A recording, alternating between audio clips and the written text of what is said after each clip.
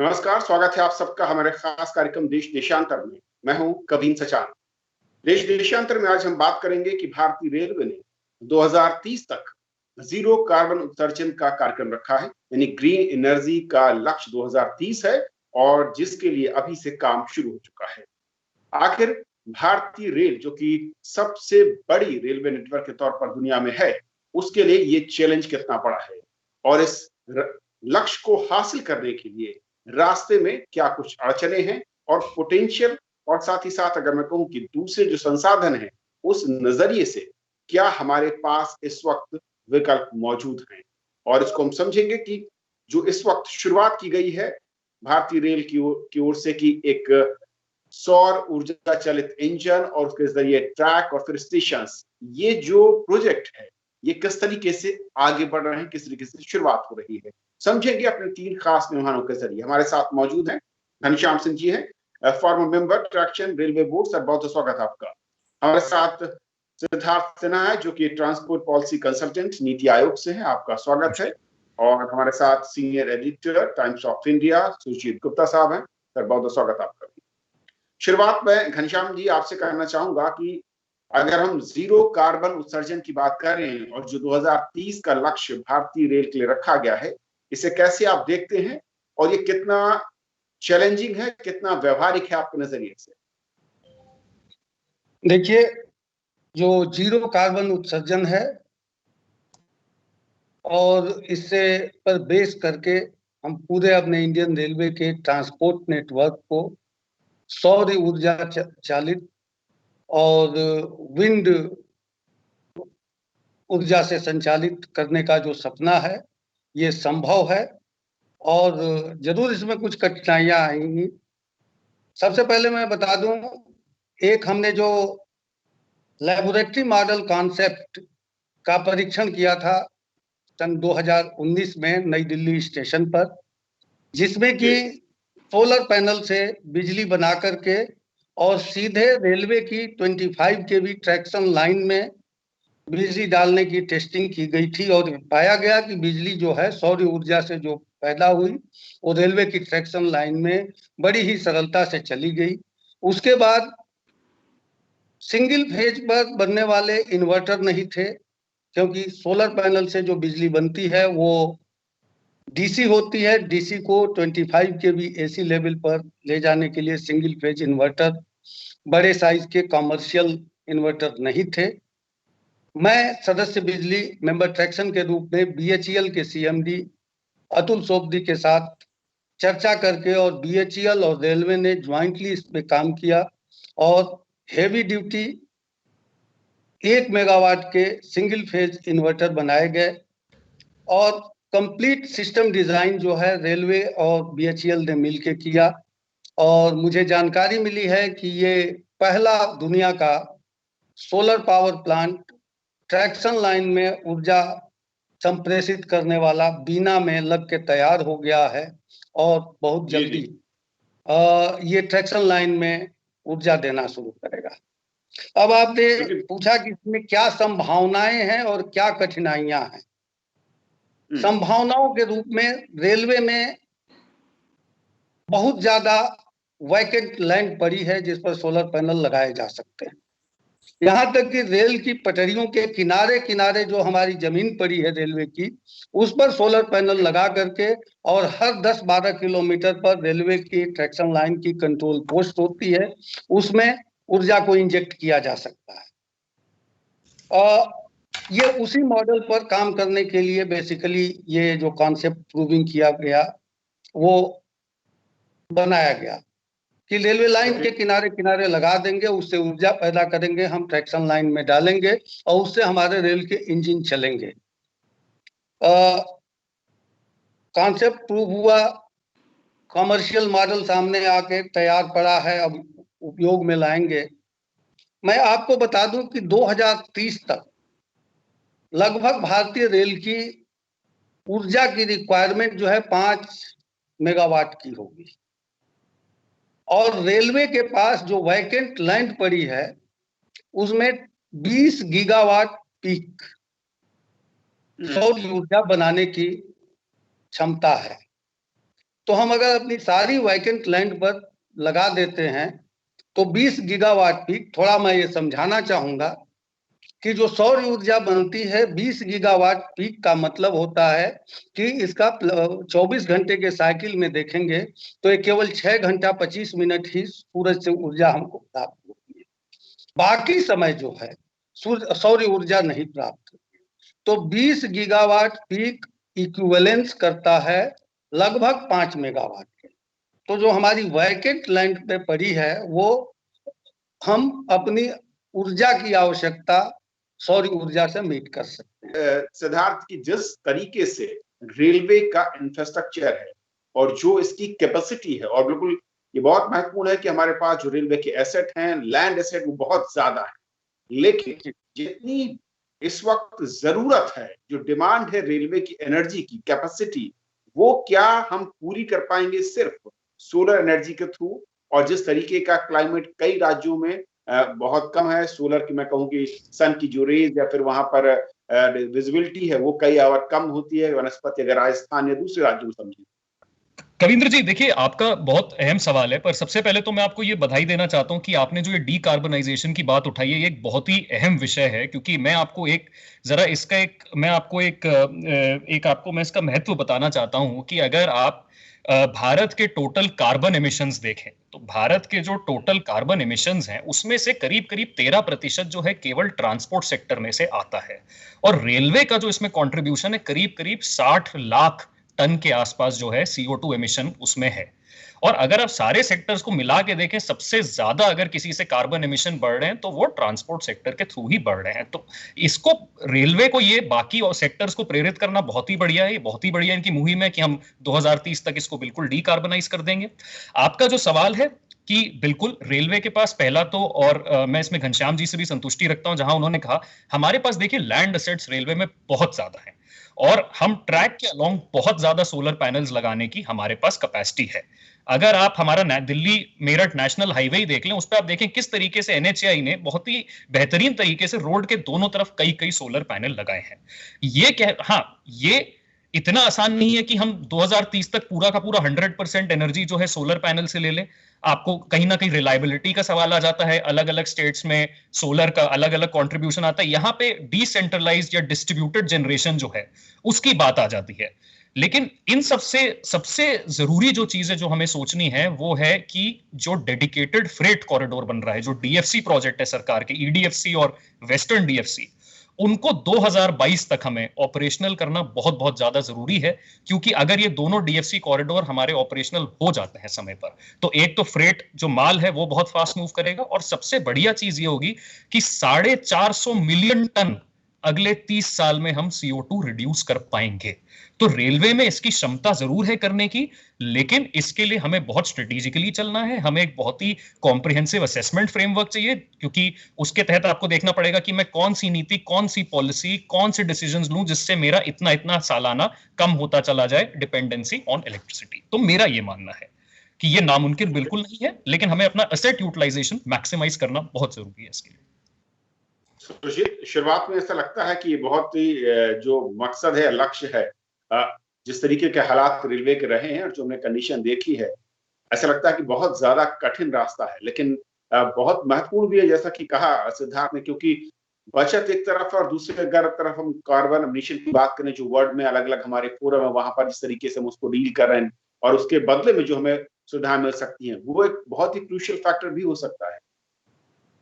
हाँ, ये बहुत ही क्रूशियल फैक्टर है, और ये देखिए एक बहुत बड़े गेम प्लान के तहत ये किया जा रहा है कि ये एक स्टेप है रेलवे को मॉडर्नाइज करने की भी। और जैसे सिद्धार्थ ने कहा कि ये ऐसा नहीं है कि हम 2030 तक सारे पूरे एनर्जी मिक्स को चेंज कर देंगे, तो आपको एक किसी खास एनर्जी के ऊपर डिपेंडेंस भी उतना नहीं रखना चाहिए, बट ये एक बहुत ही बड़ा कदम है कि भाई हम इसको कम करेंगे। हमने एक टारगेट रखा है, और टारगेट मेरे ख्याल से जैसे घनश्याम जी कह रहे थे, जैसे नई टेक्नोलॉजीज आ रही हैं स्टोरेज की, इन्वर्टर्स की, और तो इसमें और बढ़ोतरी होगी। और आप अगर देखें इलेक्ट्रिसिटी टैरिफ, जो सोलर टैरिफ्स हैं वो बहुत नीचे आ रही हैं, सो इससे खर्चा भी कम होगा। तो ये एक मल्टी प्रॉन्ग स्ट्रैटेजी है जिसको आप मतलब कैसे इसको इम्प्लीमेंट करते हैं, इस पर बहुत निर्भर करेगा। और मेरे ख्याल से ये लक्ष्य रखना एक बहुत अहम बात है, और इसके तरफ काम करने के लिए कई सारे एजेंसीज को आपको इन्वॉल्व करके काम करना पड़ेगा, ना कि आप साइलोज में काम करेंगे। तो मेरे ख्याल से बहुत ही बड़ा कदम है और बहुत ही बड़ा अनाउंसमेंट है। और मेरे ख्याल से जो घनश्याम जी ने कहा कि जो बीना प्लांट की बात कर रहे हैं, अगर इस तरह के प्रयोग सफल होते हैं तो रेलवे के पास बहुत लैंड है, और रेलवे के ट्रैक्स के बगल में लगाए जा सकते हैं कई सारे methods which you can do that. So मेरे ख्याल से ये बहुत ही बड़ा स्टेप है। घनश्याम जी, क्योंकि अगर हम आम दर्शकों के नजरिए समझना चाहें कि भारतीय रेल को कितनी एनर्जी की जरूरत अगर डेली बेसिस पर हम देखें जो उसको है, और खपत इस वक्त जो है उसके नजरिए से अगर हम सोलर या शिफ्ट कर रहे हैं दूसरे मोड पर, वो जनरेशन, वो जो हम एनर्जी हमें चाहिए, रिक्वायरमेंट है, वो मीट आउट करने के लिए क्या बड़े चैलेंजेस हैं, क्या नई टेक्नोलॉजी हमारे पास है, या हमें वो भी देखनी होगी। और दूसरा कि कितने ज्यादा ऐसे पावर सेंटर्स, पावर प्लांट, जो सोलर पावर प्लांट मैं कहूं, वो हमें चाहिए होंगे पूरे देश भर में।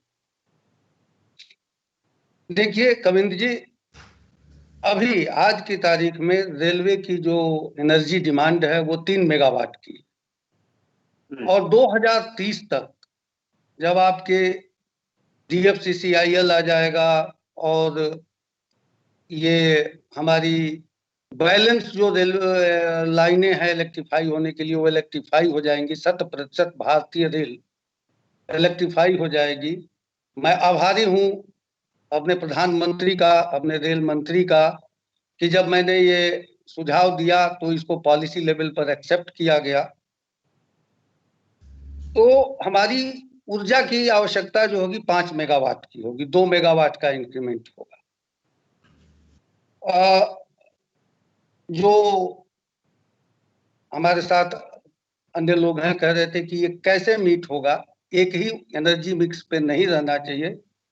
ट्रू, हम सोलर के साथ विंड एनर्जी के भी विकल्प को तलाश रहे हैं, और मैं बताना चाहूंगा कि आज की तारीख में 100 मेगावाट रेलवे ने सोलर प्लांट लगाए हैं, तो 100 मेगावाट ही विंड एनर्जी के प्लांट लगाए हैं, और आगे करीब 250 मेगावाट सोलर पावर प्लांट पर कार्य प्रगति पे है, और 200 मेगावाट विंड एनर्जी लगाने का है।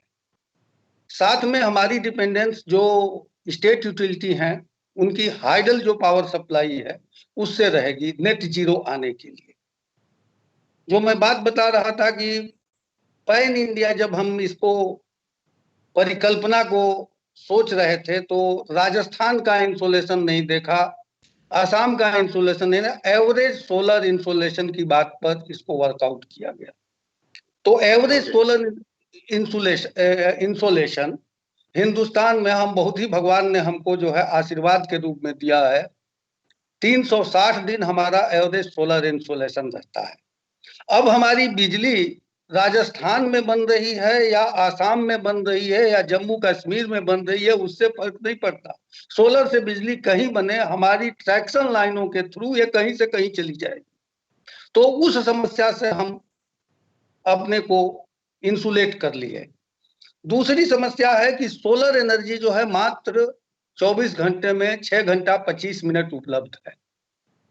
अब इसके लिए पॉलिसी लेवल पर सिद्धार्थ जी नीति आयोग में है, मैं CEO साहब से भी बात किया कि हमको अमेंडमेंट्स लाने होंगे कि जो सबसे सस्ता बिना कुछ खर्च किए है कि हम जो है बैंकिंग पावर करें। जब सोलर जनरेशन हो रहा है उस समय हम उस पावर को ग्रिड में ले जाएं, और जो हमारी फॉसिल फ्यूल या कोल बेस्ड पावर प्लांट हैं उनको रैंप डाउन कर लें, और जिस समय सोलर नहीं चल रही है उस समय हम जो है थर्मल बेस्ड पावर या गैस बेस्ड पावर प्लांट को रैंप अप करके उससे मीट करें, और नेट जो एनर्जी है वो हमारी जीरो रहे। एक तो वो तरीका है। जैसा गुप्ता साहब ने कहा कि टेक्नोलॉजी बहुत फास्ट चेंज कर रही है, आशा करता हूं कि अगले आने वाले 5-7 वर्षों के अंदर 2030 के पहले बहुत ही इकोनॉमिकल रेट पर हमारे पास स्टोरेज पावर सिस्टम्स आ जाएंगे, जिनको जब हम रेलवे लाइन के किनारे किनारे सोलर पैनल लगा रहे हैं और हर 12 किलोमीटर पर power injection distributed power source के तौर पे देंगे, तो जहां इंजेक्ट करेंगे वहीं पर हमारी कंट्रोल पोस्ट होती है। मॉड्यूलर ये सिस्टम्स होंगे, स्टोरेज सिस्टम। इनके स्टोरेज की जो है हम व्यवस्था हर 12 किलोमीटर पे करते चले जाएंगे, और वो जब हम वो कर लेंगे तो उसके बाद हमको जो है ग्रिड को एनर्जी देना और ग्रिड से एनर्जी लेना उसकी जरूरत नहीं रहेगी। लेकिन अभी उसको आने में थोड़ा टेक्नोलॉजिकल डेवलपमेंट की आवश्यकता है, थोड़ा समय लगेगा, लेकिन आसान्वित रहना चाहिए। क्योंकि मैं आपसे शेयर करना चाहता हूं, जिस समय मैं सोलर पैनल से रेलवे की ट्रैक्शन लाइन में बिजली डालने की बात सोच रहा था, तो नई दिल्ली स्टेशन के प्लेटफॉर्म नंबर 1 पर मैं खुद खड़ा था और सोलर पावर पैनल को कनेक्ट करने के पहले मैं खुद सोच रहा था, 10 बार सोचा कि कहीं गड़बड़ हो गई तो क्या होगा, पावर न जाकर के वो 25 kV जो है ये सोलर पैनल में घुस गई, क्या होगा। तो सब कुछ करके और मतलब 10 बार सोच करके हमने कनेक्ट किया और फिर 24 घंटे में देखा तो आपको जो है 4 यूनिट 10 किलोवाट का पैनल लगा करके हमने दिया था और मात्र 4 यूनिट बिजली गई थी। लेकिन वो 4 यूनिट आज देखिए बीना में जो लग रहा है 1.76 मेगावाट का प्लांट, वो 25,000 यूनिट। जी, तो इसी तरह से scale up solar storage system में भी आएगा, और मुझे विश्वास है कि 2003 तक जो सपना हमने देखा है, भारतीय रेल दुनिया की पहली रेल होगी जो नेट जीरो कार्बन एमिशन देगी, और हम अपनी सारी ऊर्जा की आवश्यकता सोलर, विंड और हाइडल से मीट करेंगे। सुरजीत जी, क्योंकि सबसे जो घनश्याम जी जो कह रहे हैं, मुझे लगता है कि चैलेंज बड़ा दिखता है कि स्टोरेज को लेकर नई टेक्नोलॉजी, और अगर हम दुनिया के अलग अलग देशों में देखें तो कुछ जगहों पर ऐसी कंपनियां रिसर्च भी कर रही हैं, और अब हमें पॉलिसी लेवल पर यही पर ज्यादा फोकस करने की जरूरत होगी। देखिए, ये काफी ज्यादा फोकस हो रहा है। सिद्धार्थ हमारे साथ हैं, नीति आयोग में काफी ज्यादा इस पर काम हो रहा है, और देश में टेक्नोलॉजी के ऊपर भी लोग लगे हुए हैं। विदेश से भी हम टेक्नोलॉजी एक्सेस कर सकते हैं, इंडिजिनस टेक्नोलॉजी भी ले सकते हैं, और ये स्टोरेज की टेक्नोलॉजी बनेगी, और हमें एक आशा रखना चाहिए कि बेहतर बनेगी। और जो स्टोरेज अगर हम जिस तरह से हम बात कर रहे हैं कि हम हर एक 12 किलोमीटर में उसको चेंज करेंगे, बैटरीज को चेंज करेंगे, चार्जिंग स्टेशन जैसे आजकल आप देखे होंगे कि लगे हुए हैं इलेक्ट्रिक के कई जगह में दिल्ली में, तो मेरे ख्याल से काफी होपफुल लग रहा है। क्योंकि जब इकोसिस्टम जब तैयार होगा, जब रेलवे जैसे बड़े ट्रांसपोर्टर जैसे वहां पर सोलर एनर्जी की यूज होगी, तो बाकी जगह भी ये टेक्नोलॉजी धीरे धीरे डिस्पर्स होगी और लोग इस पे इन्वेस्ट करेंगे, चाहे प्राइवेट सेक्टर हो, पब्लिक सेक्टर हो। तो मेरे ख्याल से टेक्नोलॉजी बढ़ेगी। ओके, सिद्धार्थ, क्योंकि टेक्नोलॉजी बड़ा एक हर्डल है, या फिर मैं कहूँ कि यहीं से वो रास्ता निकलेगा। और दूसरा ये कि हम जब इस मोड पर जाएंगे और अगर हम उसमें 30, 40 या 50% के रेशियो पर पहुंचते हैं, तो रेलवे भी जो अब तक मुनाफे की बजाय घाटे की पटरी पर दौड़ती रही है, वो भी अपनी पटरी को बदल पाएगी। नहीं, बिल्कुल। देखिए कविंद्र जी, जो आप कह रहे हैं मुनाफे वाली बात, वो तो बिल्कुल होगा। लेकिन सबसे पहले मैं आपको बता दूं, जहां तक आपने टेक्नोलॉजी की बात करी, देखिए हम इस इतनी बड़ी ये इतना बड़ा इनिशिएटिव जो है भारतीय रेल ले रहा है, और इसमें इतने लोगों ने मेहनत की है, घनश्याम जी ने मेहनत की है, सुरोजीत जी जैसा बता रहे हैं, बैटरी स्टोरेज पे इतना काम चल रहा है। रेलवे, देखिए अगर आप रेलवे को गौर से देखें तो काफी उन्होंने टेक्नोलॉजी इंटरवेंशन ऑलरेडी ले लिए हैं। पहली चीज हमें समझनी ये जरूरी है कि जिस तरीके से एक ये इंटीग्रेटेड नेटवर्क है, ऐसा नहीं है कि अगर मेरा एक जगह सोलर पैनल फेल हो गया तो मेरे पास पावर नहीं आएगी। मेरे पास मेरी जो डोमेस्टिक अवेलेबिलिटी है वो भी है मेरे पास, बाकी सोलर से भी मेरे पास पावर है। बाकी आप अगर देखें, ऑलरेडी 16 रेलवे स्टेशन भारतीय रेल के ऑलरेडी ऐसे जिनको पूरा ग्रीन घोषित कर दिया गया है। इसमें शिमला है, वैष्णो देवी है। तो जब ऐसी जगहों को हम 100% ग्रीन कर सकते हैं, तो बाकी जगहों को इस तरीके से ग्रीन करना ज्यादा मुश्किल नहीं है। और अगर हम बाकी चीजें भी देखें रेलवे में, अब जैसे अगर आप रेल से यात्रा करते हैं तो आपने कई बार देखा होगा कि जो शताब्दी, राजधानी वगैरह होती है, इनमें इंजन के पीछे जनरेटर कार होती है। इसको हम एंड ऑन ऑन जनरेशन कहते हैं। तो वो जो डीजल जेनसेट्स लगे होते हैं, असल में जो यात्रियों की जो कोचेज हैं उनको पावर वो दे रहे होते हैं, इंजन जो है ऊपर से पावर ड्रॉ कर रहा होता है। अब रेलवे ने क्या करना शुरू किया, वो हेड ऑन जनरेशन की तरफ मूव कर गए जब उन्होंने डीजल जनरेटर्स को हटा दिए और इंजन से ही जो पावर है वो स्टेप डाउन करके अब सप्लाई किया जा रहा है कोचेज में। अब आगे जब हम चलेंगे, जब हम इस तरीके से डीकार्बनाइजेशन की ओर बढ़ेंगे और हम अपना इस और कदम लेंगे इस दिशा में, तो बिल्कुल जो रेलवे है जिसका ऑपरेटिंग रेशियो भी 97.5 98 के आसपास है, जिसका मतलब ये है कि भाई आप अगर 100 रुपए कमा रहे हो उसमें 98 जो है आप उसका खर्चा कर रहे हैं, तो ये जो रेशियो है ये बहुत कम हो जाएगा। इसीलिए जैसे डीएफसी है, डेडिकेटेड फ्रेट कॉरिडोर, अगर आपने इसको ऑपरेशनल कर दिया तो आपका कार्बन एमिशन तो कम होगा ही होगा, उसके साथ आप ये भी देखें कि आपका ट्रैक जो इस वक्त यूटिलाइजेशन है करीब 150% है। तो ये 150% अगर जो ट्रैक यूटिलाइजेशन है इसमें आपने डेडिकेटेड फ्रेट को अलग कर दिया तो आपकी प्रॉफिटेबिलिटी तो सबसे पहले तो वहीं से बढ़ने लगी, फिर आप डीकार्बनाइजेशन करेंगे, बिजली अपने लेंगे तो और कम होता चला जाएगा। तो इसका एक मल्टी प्रॉन्ड स्ट्रैटेजी है जिसके कई अलग अलग एरियाज में इसके इफेक्ट आएंगे। तो ये बड़ी इंपॉर्टेंट चीज है मेरे हिसाब से। घनश्याम सर, दो चीजें और मैं समझना चाहूंगा जो काफी महत्वपूर्ण है। पहला ये कि भारतीय रेलवे की दशा जो है वो इस नए मोड के बाद प्रॉफिटेबिलिटी की तरफ किस तरीके से बढ़ेगी और कितना बड़ा फर्क देखते हैं रेलवे की इनकम को लेकर या उसके खर्चों को लेकर। और दूसरा ये कि खबर ये भी है कि हमें इसके आगे ज्यादा अच्छा हो इसके लिए नए तरीके की टेक्नोलॉजी इंजन पर भी हम काम कर रहे हैं, उसकी तरफ भी हमने फोकस किया है। ये कितना महत्वपूर्ण कदम हो सकता है? देखिए, मुझे बड़ी संतुष्टि है, माननीय प्रधानमंत्री जी ने आत्मनिर्भर भारत की बात कही है। भारतीय रेल में पीयूष गोयल जी के नेतृत्व में हम लोग पहले से इस दिशा में कार्य कर रहे थे। हिंदुस्तान में 9000 हार्स पावर का इंजन भारतीय रेल ने खुद बना लिया और मात्र 10-11 करोड़ पर इंजन के खर्च पे, जिसको हम इंपोर्ट करने के लिए बिड किए थे तो वो कुछ 45 करोड़ रुपया पर इंजन की बिड आई थी और मैंने ही उस बिड को कैंसिल किया और मैंने कहा कि हम भारतीय लोग अपने घर में ही इसको बनाएंगे और बना लिए। सक्सेसफुली वो ट्रायल टेस्ट हो करके अब कमर्शियल ऑपरेशन में संभवतः आ गया। जहां तक सोलर टेक्नोलॉजी की बात है, हमारे मंत्री जी का कहना था कि इसमें जो हम बिड कॉल करेंगे कैप रहेगा कि मेक इन इंडिया के तहत इवन पैनल भी हमारे हिंदुस्तान में बनेंगे।